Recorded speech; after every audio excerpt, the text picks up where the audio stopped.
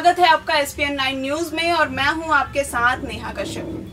देश भर में लोकसभा चुनाव को लेकर सभी पार्टियां रैलियां कर रही हैं। तो इसी बीच पीएम नरेंद्र मोदी ने भी बिहार में रैलियां करना शुरू कर दिया है। अभी हाल ही में गया में पीएम मोदी ने एक रैली को संबोधित किया, जिसमें उन्होंने अपने पार्टी की सराहना की और इन 5 सालों में किए गए अपने कामों को बताया।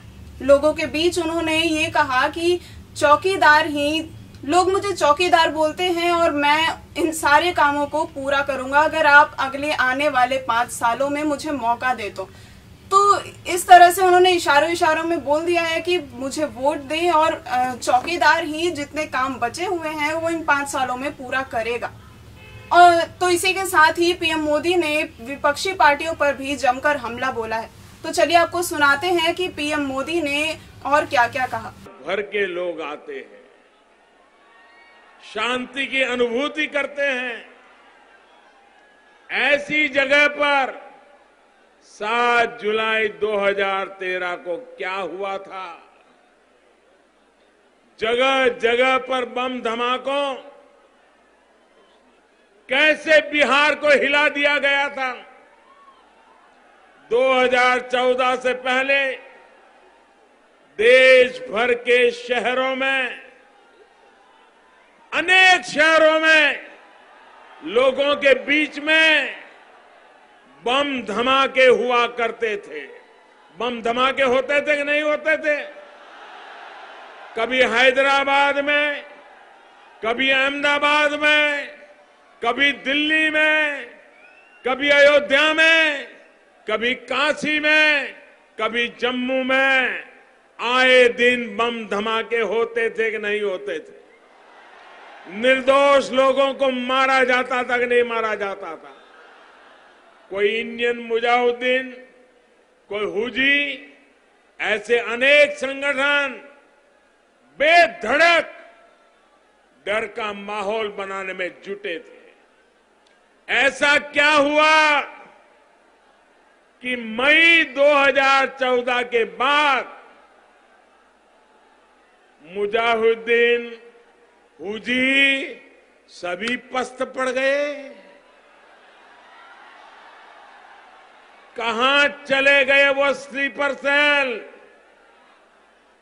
पुलिस वही, इंटेलिजेंस एजेंसियां वही, सूचना के तंत्र वही, उनका सामर्थ्य वही, उनका कौशल वही, तो फिर बदला क्या?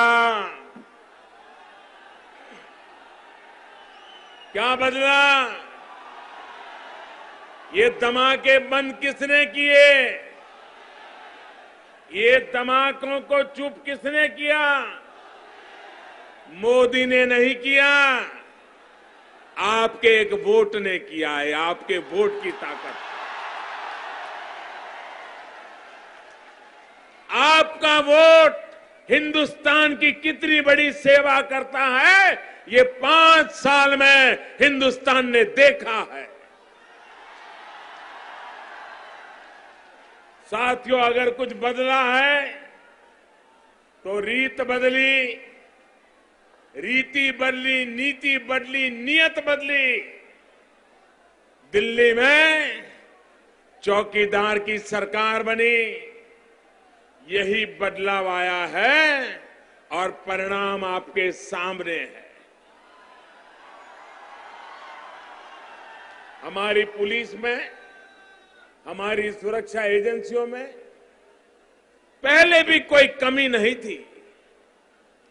कमी थी राजनीतिक आजादी की।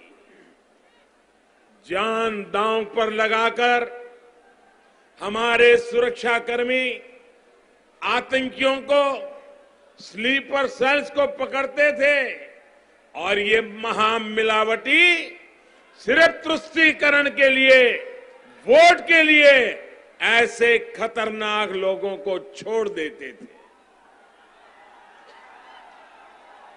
इसी सोच ने, इसी नीति ने आतंकी की जड़ों को भारत में मजबूत किया और हजारों निर्दोष लोगों का जीवन इनकी राजनीति की भेंट चढ़ गया। साथियों, ये यही नहीं रुकते थे। जांच सही से ना हो, इसके लिए भी इन्होंने एक हौवा खड़ा कर दिया, हिंदू आतंकवाद। कांग्रेस के नामदार, इनके थिंक टैंक, हर कोई हिंदू आतंकवाद को भारत में आतंक के लिए जिम्मेदार ठहराने में जुटा था। समझौता एक्सप्रेस ट्रेन के मामले में भी इन्होंने यही किया। और पाकिस्तानियों का क्या रोल था, उस तरफ जांच को ही नहीं ले गए। आतंक के खिलाफ ऐसी लड़ाई इन्होंने लड़ी है।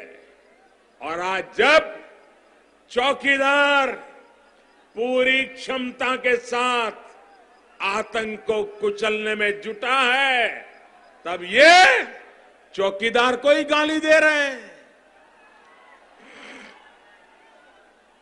भाइयों बहनों, आप सभी को बहुत सावधान होना है। सिर्फ सत्ता के लिए जो आतंकियों की जात पात पंथ संप्रदाय ढूंढ सकते हैं, वो कभी आतंकवाद से और नक्सलवाद से लड़ाई नहीं लड़ सकते हैं। साथियों, नक्सलियों को वैचारिक और लॉजिस्टिक सपोर्ट देने वाले भी यही बिरादरी है, यही लोग हैं। होना तो ये चाहिए कि भटके हुए नौजवानों को मेन स्ट्रीम में लाने के लिए अपने दिमाग का प्रयोग करें, अपने सामर्थ्य को लगाएं। लेकिन ये लोग तो ऐसे नौजवानों को भड़काने में जुटे हुए हैं।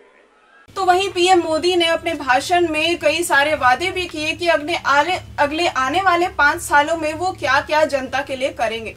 पर उनकी जो गया रैली है वो थोड़ी सी फीकी पड़ती हुई नजर आई, क्योंकि दरअसल जो रैली है उसमें 2 गुटों के बीच भयंकर झड़प हो गई। स्थिति इतनी गंभीर हो गई कि लोग एक दूसरे पर कुर्सियां पटकने लगे और जमीन पर कुर्सियां फेंकने लगे। स्थिति बाद में इतनी गंभीर हो गई कि भगदड़ मच गई रैली में, लोग इधर उधर भागने लगे। आपको बता दें कि कुछ इसी तरह की घटना बीएचयू से सामने आई, जहां पे एक छात्र को गोली मारकर हत्या कर दी गई है। हैरान करने वाली बात यह है कि पीएम मोदी वाराणसी उनका संसदीय क्षेत्र है, उस जगह पर ऐसी घटना हो रही है। तो कहीं ना कहीं ये लोगों के बीच दहशत पैदा कर रही है कि पीएम मोदी के संसदीय क्षेत्र में ऐसा हो सकता है तो दूसरे राज्यों का क्या होगा। तो देखा जाए, आपको पिछले 5 सालों में जो चुनाव हुए हैं, 2014 में जो लोकसभा चुनाव हुए, उसमें पीएम मोदी की लोकप्रियता कहाँ थी और अब जो चुनाव हो रहे हैं इसमें लोकप्रियता कहाँ आ गई है, ये आप खुद देख सकते हैं। क्योंकि कहीं ना कहीं इन सब घटना के बीच पीएम मोदी की जो लोकप्रियता है वो घटती हुई नजर आ रही है। तो इस पर कमेंट करके आप प्लीज हमें जरूर बताएं कि आपकी इसमें क्या राय है। इसी के साथ मैं आपसे इजाजत चाहूंगी, और हाँ, हमारे चैनल को सब्सक्राइब करना और लाइक करना मत भूलिएगा। धन्यवाद।